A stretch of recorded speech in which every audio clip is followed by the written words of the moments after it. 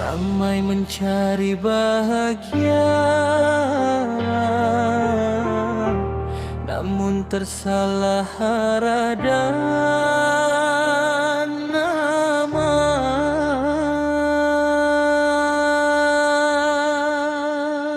Kita lahir dengan fitrah yang suci, tapi dunia ajar cinta versi sendiri. Kejar rasa, kejar pujian, hingga lupa siapa beri kehidupan. Ramai sanggup luka demi manusia, tapi lalai bila dipanggil solat.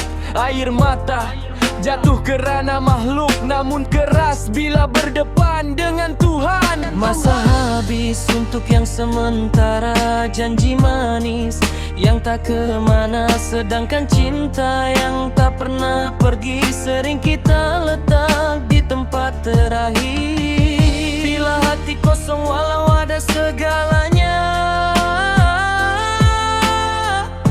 disitulah kita patut bertanya, apa yang kita cari selama ini? Jika bukan ketenangan hakiki, mengapa hati masih merasa sunyi walau dunia di genggaman sendiri?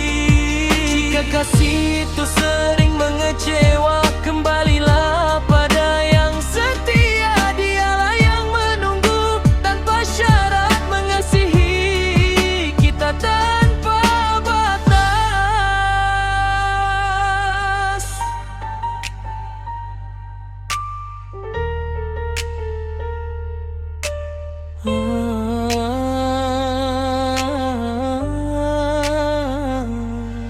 Cerita sebenar kita semua pernah letak harap pada yang mudah berubah. Hari ini janji, esok menghilang. Hati remuk, iman terbuang. Kita lupa tujuan sebenar hidup bukan sekadar rasa dan nafsu. Hidup ini jalan menuju pulang, bukan pentas untuk cinta sementara yang palsu. Buat kita lalai, yang kekal sering kita abaikan.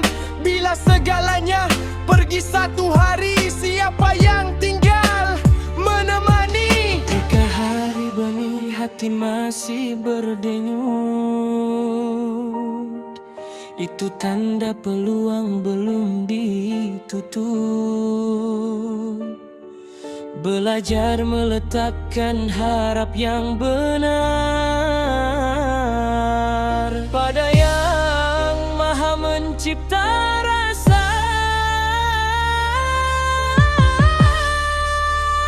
Apa yang kita cari selama ini? Jika bukan ketenangan hakiki, mengapa hati masih merasa sunyi walau dunia di genggaman sendiri? Jika kasih itu sering mengecewa, kembalilah pada yang setia. Dialah yang menunggu tanpa syarat, mengasihi kita tanpa batas. Ramai memilih yang sementara, hingga lupa yang selamanya. Semoga hati ini kembali sadar tujuan hidup hanya untuk Allah Syah.